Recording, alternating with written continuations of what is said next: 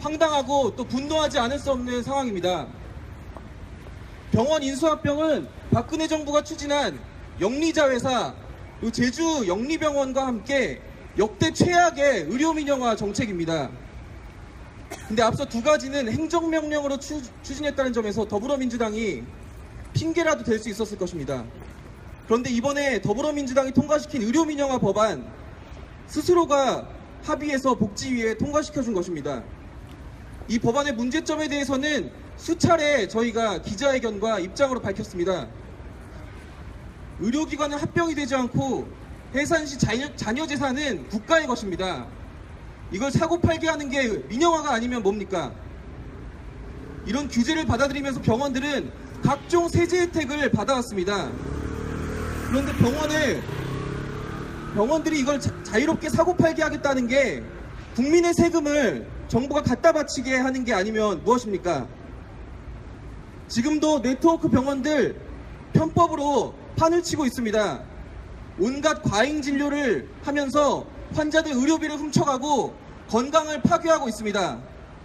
그런데 인수합병 허용되면 이 병원들 다 의료법인으로 전환해서 합법적으로 서로 사고 팔고 네트워크 병원들 거느리고 불필요한 무릎 수술, 척추 수술, 위밴드 수술하면서 의료법인이라고 세제 혜택까지 받을 거 아닙니까?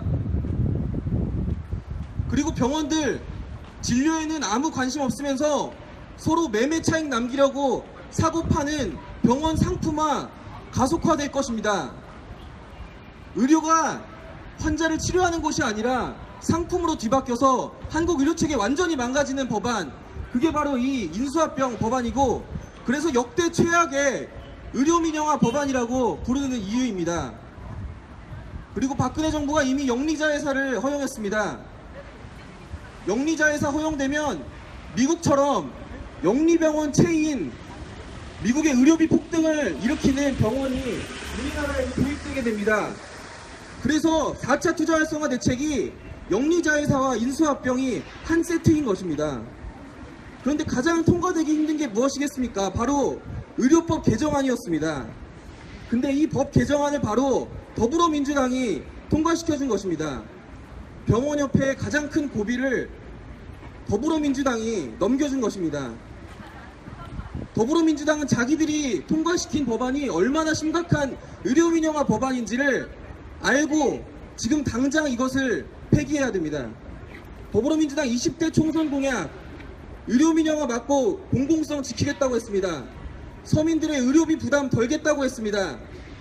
대자본에 의한 영리형 체인화 법인 약국 막겠다고 했습니다.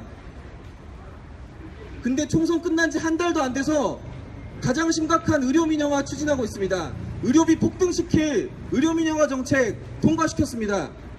대자본에 의한 영리형 체인 약국은 안 되면서 대자본에 의한 영리형 체인병원 만들겠다는 게 말이 됩니까? 국민들 완전히 우롱하고 총선의 민의를 왜곡하는 더불어민주당 앞에서 우리는 이 법안이 폐기될 때까지 말 그대로 끝까지 투쟁하고 이 더불어민주당 원내대표를 만날 때까지 이 자리에서 계속 투쟁할 것을 밝힙니다. 이상입니다.